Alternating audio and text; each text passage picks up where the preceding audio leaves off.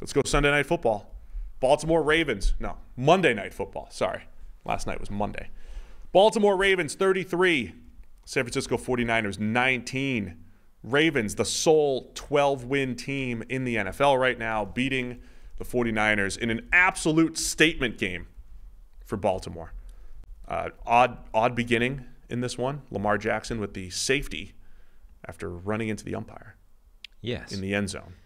I feel like that's ridiculous. Yeah. Don't you feel that if the ref materially ruins a play, we should just do it over?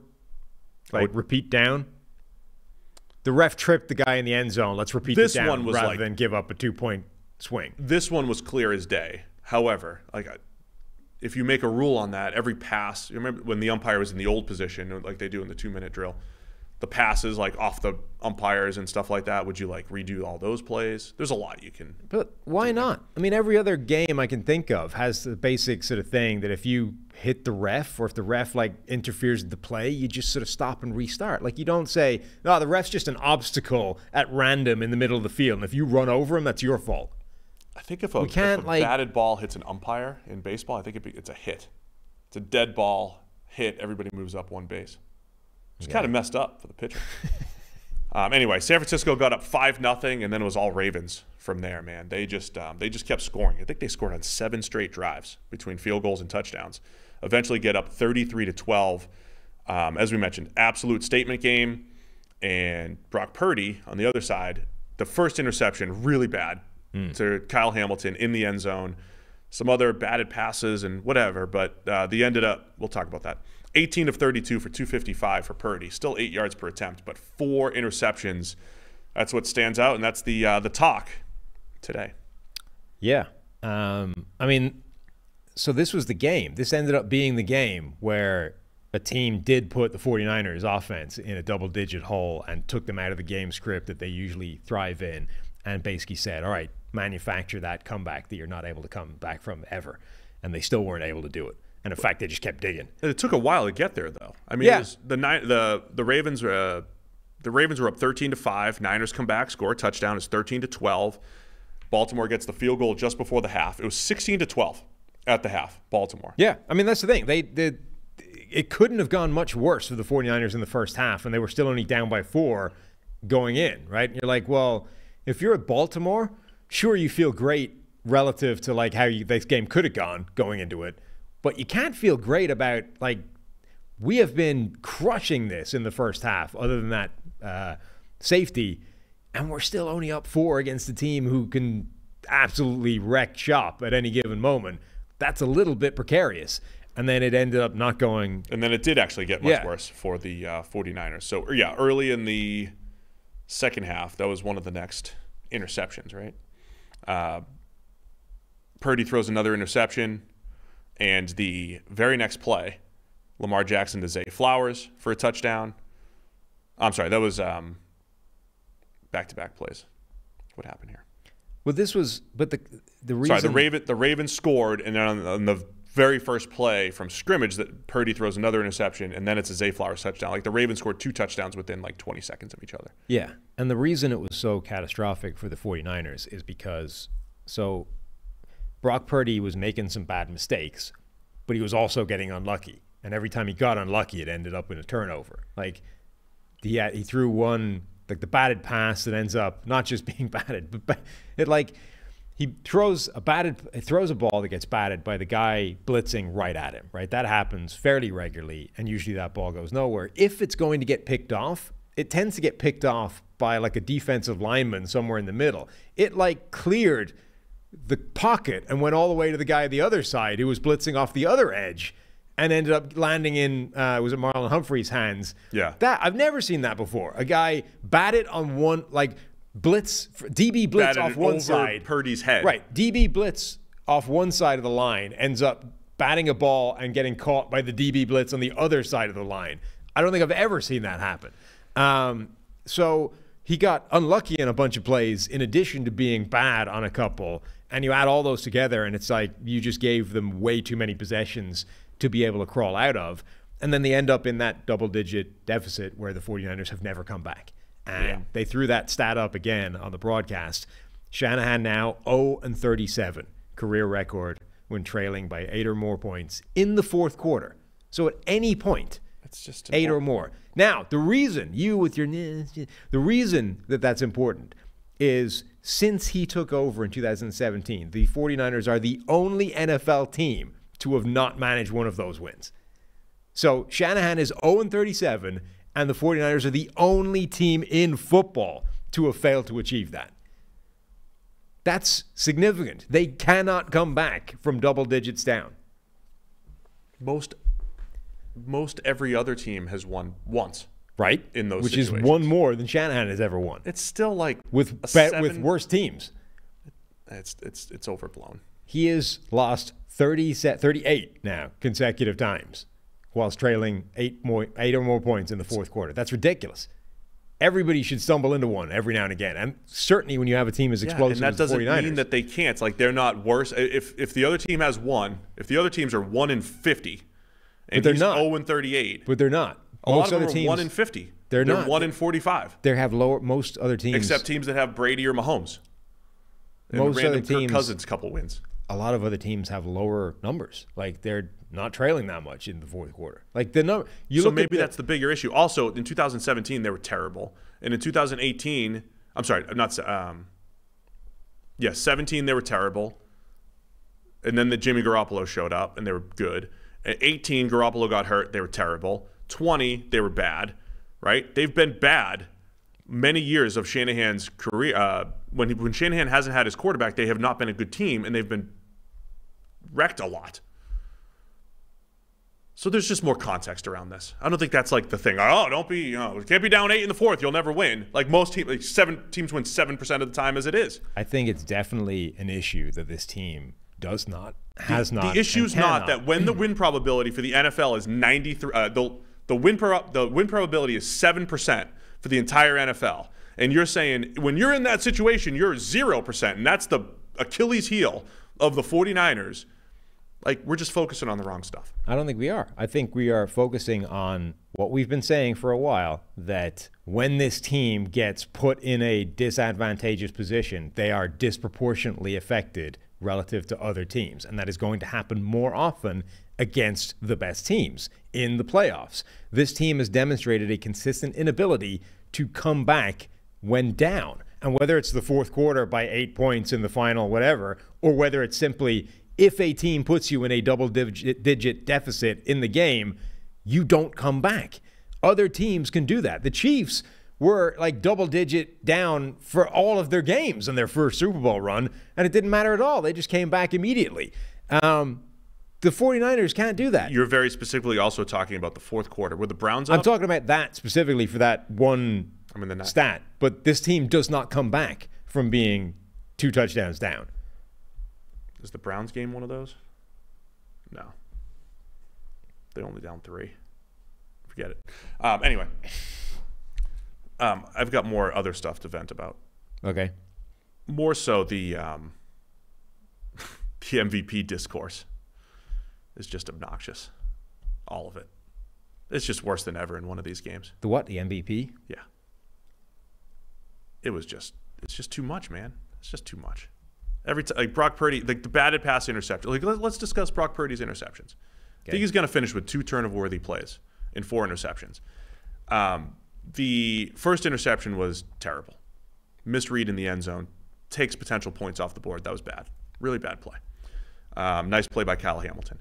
By the way, at all of this, every time I'm talking about Purdy, I want you to just hear, if you're a Ravens fan, hear the credit I'm giving the Ravens. They played great, and I think that was a big part of it. Their defense and just the all-around team effort that the Ravens put together is like the story here for me. I found this game very difficult to figure out, like, how much do you credit Baltimore versus how much was this a 49ers meltdown. Like, the first interception was really bad. That was just a misread in coverage, I think. You have to credit Baltimore for making plays. Like, Kyle Hamilton made a bunch of plays, and man, he looked like he got hurt bad again. This was at least walking. This was also another one of those games where it became one of those really irritating attritional games where late on it's like everyone that goes down is a key player on one side or other. Like, this is the Niners had 5 offensive linemen healthy. They literally ran out of offensive linemen. So that by the way is part of this thing at the end. Like, Were they able to come back? No. Did they have a functional offensive line? Also no. So, like, they made plays on defense. On the other hand, they were kind of, you can't say they're fluky plays, but, they were the type of plays that just happen sometimes, and I don't know that that's necessarily indicative of dominance versus just the way the game goes sometimes, the bounce of a ball. So, like, I think I don't know, I'm not sure how much of that credit versus blame is this was a dominant Ravens performance. They were incredible. They showed that the 5.5-point line was disrespectful, blah, blah, blah. And how much of this is like the 49ers just had one of those games. It was a total disaster. So there's a reason why there's truth in all of that, right? So I want to go through Purdy's interceptions. End zone one, bad to Kyle Hamilton. The batted pass one, he cancels a run play, right? It's a called run play. He pulls it out, and the read was throw the slant or whatever, throw behind. And they got caught in a corner blitz. There's this element where the quarterback should be able to see the corner blitz and then try to get the ball around him, but it's like an RPO situation, so you can't double pump. So he tries to throw it through him. It gets tipped up. And like I always say, a batted pass gets intercepted about 2 or 3% of the time. Okay? So if you say the decision to try to throw the ball through the defender was a bad one, fine. The result of that decision, 97% of the time, is an incomplete pass. In this game, as you mentioned, it got batted over Purdy's head for a pick. Okay, so that's one of the interceptions. The third interception in the first half, my biggest, Purdy's running around, scrambling, and he throws the ball late. The two things, this is where I think the Ravens deserve credit. If we're going to sit here and say, man, the Niners scheme it up and there's open guys left and right, the Ravens are causing more of these types of plays, right? Where, okay, there's nobody open, either right off the first read or on the scramble drill. Very impressive job by the Ravens. Sticky coverage. My biggest issue with Purdy on this play is we're all watching at home, and there's a holding call, a flag thrown. The flag gets thrown like right by Purdy's vision. And most of the time, I don't think QBs can tell if there's a flag thrown. But when you're scrambling around that much and you're running for your life, you should know it's probably on the offense. It's probably on us. It's going to be a holding call. And I'm sitting there the whole time thinking, just throw it away. Because you're going to exert all this energy to try to make a big play, and it's going to get negated because of the penalty, and you should know it, and you should have seen the flag because it went right by your face. And he scrambles, and he scrambles, and he scrambles, and he throws a pass that, again, it's like snug coverage. It gets tipped. That thing falls incomplete 97% of the time, and it should have just been a 10-yard holding penalty. Instead, it gets tipped up, and it's picked again. So to me, the worst decision was just extending the play and trying to do something with it. But again, the result of it was unlucky. And then the third interception, he has his arm hit and the ball pops up. It was blindside pressure from the right tackle, tough to feel. He's thrown in rhythm, and he gets hit. 3 of the interceptions were like kind of bad decisions. 2 of them were bad decisions, but not turnover-worthy decisions, right? They fall incomplete most of the time. But it ended up as 4 actual picks for Purdy.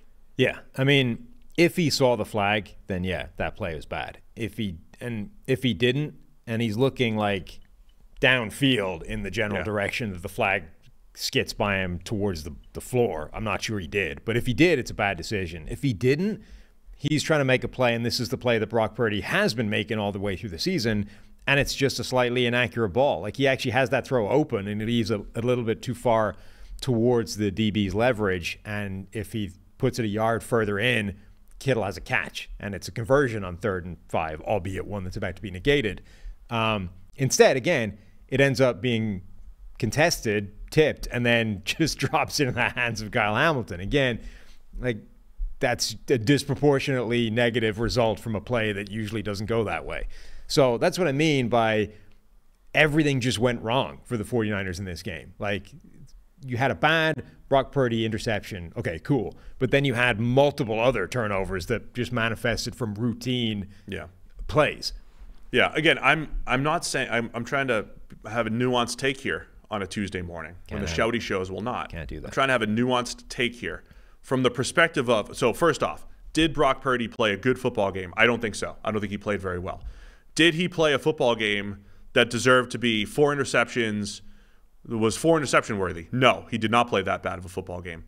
In the MVP discourse, Should you see a batted pass in the second quarter of a game that gets tipped for an interception and then declare, nope, he's not my MVP. There was just a batted pass. He's got 2 picks in his last 5 throws. He must not be that good. Everything I told you is true. System guy. He's never played that. People are responding like, well, he was never that good. He never played that well. He just threw a batted pass interception. Throw it all out. If you're in the MVP discourse and you're like, Purdy's stats are out of this world. If you're a Purdy stats guy, if that's your reasoning for him being MVP, a lot of people are spitting stats. 9 yards per attempt, nobody's at passer rating, EPA. If you're a Purdy stat guy and that's your case for MVP, then he's still your MVP. Shouldn't change. He's still the most productive quarterback in the NFL by a mile. It's not even close. So if you're a stat guy, then that should be it. He's still your guy. He still had 8 yards per attempt in this game. Still had 8 yards per attempt. Now, again, I'm not a stat guy because I know, like, the George Kittle play. They go to a bunch, and George Kittle's just sitting. It's just like throwing into an ocean. As great as the Ravens' defense is, they still schemed up some wide open plays. There's a check down to Deebo Samuel where he's going to run through 5 guys, and he does it. I mean, they're incredible, the Niners, all of their playmakers, which, again, is why I think the Ravens deserve all this credit. Yeah, so to me, the area to give Baltimore credit is actually less on the defensive side of the ball and more on what they did on offense. Because, like, the reason the 49ers have been so amazing is, yeah, all the focus goes on Kyle Shanahan and Brock Purdy and the offense and everything they bring to the table. But their defense is really good as well. And, okay, they were given some advantageous positions and short fields and stuff. But Baltimore's offense did a really good job against this 49ers defense. They put those guys into some tough spots. They got yards after the catch and contact. They kept a really, really good pass rush relatively quiet throughout the course of the game. I mean, Nick Bosa made a couple of plays, but not much. Like, yeah. That was not a good Nick Bosa game. It wasn't a good game from pretty much anybody on that defensive front. You know, Chase Young had a couple of opportunities, didn't manage to get Lamar on the ground. Every time he didn't get him on the ground, Lamar turned it into a big play. So I think that's the area of this where you look and say, okay, Baltimore's offense was really good in this game against a high-level defense. And then it turned into like a comfortable landslide victory because the 49ers offense managed to have a bunch of turnovers. I think you're absolutely right. I mean, the Ravens offense, we've been saying it all year too, like they're so tough to defend because they'll come at you with finesse, speed, quickness, power. They attack you with everything.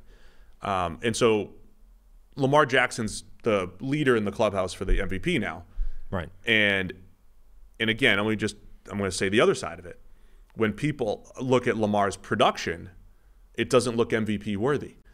But the challenge is trying to quantify this thing. When you need, it is breaking free from sacks. It is making big plays at the right time. It's also, I think Lamar's EPA, we'll just say it, his production's not great because he has a lot of play. He just like runs the ball for 3 yards sometimes just to do it instead of throwing it away or instead of whatever. He just runs for 3 yards in garbage, in run the clock type of situations. He'll take it for 3, he'll take it for 5. But, man, when he was just weaving through the defense on that scramble, when you're playing this Ravens offense, how many times as a defense are you getting demoralized and in different ways? It's either you can't tackle Lamar in open space or they're just running it right downhill and Gus Edwards is at the second level, or it's Zay Flowers after the catch or Zay getting behind the defense, whatever it might be. Isaiah Likely wide open up the seam. They just have so many different ways to beat you up. And it's not a whole bunch of like, I don't know, man. It's not like the old explosive high-end Rams or Chiefs offenses or Patriots offenses or whatever. It's just a whole bunch of jabs, and it's just beating you down, right? And like, am I describing this right? You're just beat down, and by the end of it, the Ravens score on 7 straight drives. And they weren't great in the red zone, and they left some points on the table, but you just don't have answers for what the Ravens have offensively. Well, they have too many ways of winning. Like, that's the thing. That's one of those things that typifies all great offenses or all great teams, sides of the ball. Like, you have a bunch of plays. So their first touchdown, right? Lamar gets out of a muddy pocket, finds help, and ends up making a sort of off structure play to Nelson Aguilar in the end zone, right? Like Aguilar and him both make the same adjustment, touchdown. So that's like Not in the script, not in the play call. It's just Lamar making some plays and then a receiver of his being on the same wavelength that ends up in a touchdown. The second touchdown, though, is like a masterful play call where they're in the red zone. It's like 1st and 10, 1st and goal at the 9, whatever it was. And they run this like fake pitch from this weird formation where Ronnie Stanley was at right tackle, but outside the tight end who was slightly inside him, and then a tight end on the left side. So it basically looks like a weird formation to get to an outside zone pitch play, right? Which they run, like they run a lot of that pin pull outside zone type of stuff from this type of formation. Playmaking center. So they fake the pitch to Gus Edwards, and instead the whole thing has been just a bait and switch so that a tight end can walk down the seam completely untouched, like into the end zone. So both the linebackers. Fred Warner sees it first and at least backs up. Dre Greenlaw is still like running in the direction of the fake that isn't being done, whilst like the tight end is waving in the back of the end zone. Lamar's throwing the ball over his head. I mean, it's Dave Flowers. But that's just a masterful play call. So you've got, if you're a defense, on any given play, Lamar Jackson can just go and be Lamar Jackson, and we can't stop that. Also, we have to factor in the fact that Todd Monken is a really good offensive play caller, offensive play designer, and we have to deal with that as well. And if both those happen at the same time, we've got to deal with all of it. Yeah. I mean, so I'm trying to give Lamar credit the right way, right? You know, I don't, like in 2019 when he won MVP, the production was out of this world. He was like 8% of his passes went for touchdowns. It was insane. He's not even close to that level of production right now. But we've seen Lamar Jackson for multiple years. He is the driver for this team in the offense. I think he does open up the run game for others. Yeah. And I think they've also expanded the run game, and he is the driver for all of this because everything that you mentioned, right? He can win within the pocket. He's going to win in the scramble drill. He's going to win as a scrambler, as a designed runner, and you have to be able to account for all of that. And I think a lot of his running back production is because you have to account for Lamar Jackson, right? He is winning the math. And when the Ravens are winning games, there's no team. Now, I know the Ravens have blown some fourth quarter leads. They've had some rough ones the last couple of years. But they have to be the most difficult team to stop with a lead because it's just, hey, when it's 3rd and 4, he's going to get 5, right? They're going to do just enough, and that's why they've won so many games, 75% of their games or whatever, and Lamar's been the starter. So I think he deserves credit for all of that, and it doesn't always even show up in the production. Yeah, I think the Ravens offense showed that they are worthy of being one of the best teams in the NFL. I think their defense played well, but it's difficult to figure out how much credit from this particular game their defense deserves versus how much of it was just, the 49ers melting down / the lucky bounce of a ball a few times. I don't know the answer to that. But I'm actually, like, part of me is sort of a bit annoyed or sad that this game wasn't a bit more normal from that side of the ball, because if that would have been an interesting game. Baltimore's offense playing the way it did against San Francisco's defense, and then the 49ers offense just not melting down or having a bunch of turnovers, and we actually get to see almost like an even battle back and forth. Yeah, and again, even keel Steve here again. I know the chat's like upset that I'm not, taking a side here. But the last two Purdy interceptions, again, when he gets his arm hit on the second half one, good job by the Ravens. Great pass rush. But the fact that the ball ended up as a pick doesn't happen every single time. Sometimes it falls incomplete. Most of the time it falls incomplete, right? There are 3 interceptions that normally fall incomplete. And that's why I want to see this rematch. That's why I want to see them in the Super Bowl. Because the Ravens defense could play their same exact game, which was very good, right? Because the biggest thing they did is not give up as many big plays. At the same time, they still kind of did give up a lot of yards, right? So the other thing, if the ball doesn't bounce to them 3 times, it's a much closer game. And the reason I keep saying it felt a little fluky and a little lucky is that just some weird things kept happening. So you can look at that play, the last one where he gets his arm hit, and you're like, well, Purdy's got to feel that coming. Like, that's bad pocket presence. That's bad Brock Purdy that resulted in a pick, right? Because he's looking that way when he starts the play. And when you look at what happens is he turns away from that right at the moment that McKivitz gets whooped, right? Yeah. So when he's looking in that direction, you have to expect him to make the block. When he's looking in that direction, his guy has that well under control. All he can see is tackle, right? He doesn't even see, tackle, and then there's a pass rusher. literally the exact moment that he then turns to the other side, like completely across the field for a different read, is when McKivitz gets owned to the inside. And now where he thought there was a blocker between him and a pass rusher is now just a 330-pound man running in his direction at full speed and doesn't have a shot. So his arm just gets hit. Like, that's what I'm talking about. That type of freaky timing is weird and fluky and happened multiple times in this game. That tends not to happen in other situations. Ravens defense has been outstanding this year. As you've mentioned before, they're setting records or whatever it might be. They're last game in them particular. and the Browns looking great. Right. But I also think there were some plays that went their way last night, which is interesting. One last thing here. Purdy leaves the game with a stinger for the second straight week. So that's the one other thing. I haven't heard. Let me just get ahead of it. No, Purdy wasn't benched last night because he was cleared to come back in, but they were down 14. And Sam Darnold had completed a couple passes. So Kyle Shanahan said, yeah, we're going to roll with Sam Darnold for health purposes only. Right. Because it was a long shot to win anyway. So Brock Purdy did not get benched because he threw 4 picks, just in case anybody's going to run with that. Shanahan knows his own stats. He knew they were coming back. Yeah, Shanahan knew. We're 0-1,000,000, so we're 0-37. Sam, get out there. I'm fixing to make it 0-38. Sit yourself down. It's not a problem. So if there's discourse about the MVP candidate getting benched, just make sure you know that's ridiculous. But so Purdy gets a stinger, aggravated one that he had last week. Trent Williams goes down with what was a groin injury, I think it was termed, which I mean that doesn't sound great. We had Kyle Hamilton go down with a knee injury again, an aggravated one from previously, but that looked bad. Yeah.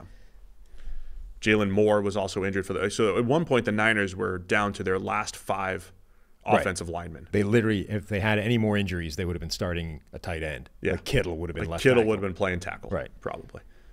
So yeah, it was a mess. Again, I'm just trying to add some nuance to the discussion here, Sam. Nobody wants to hear it. I think the best thing the Ravens did wasn't necessarily the interceptions, but the fact that like down for down they played good ball. And then because when you do that, you put yourself into position to make those plays. I mean, that's how I would view it from the Ravens' perspective. If they do that again, they might give up more points. They might have fewer turnovers, but it'll still be like an impressive effort against this Niners offense. Yeah, especially the way the Niners offense has been cooking. I don't think Purdy didn't play well.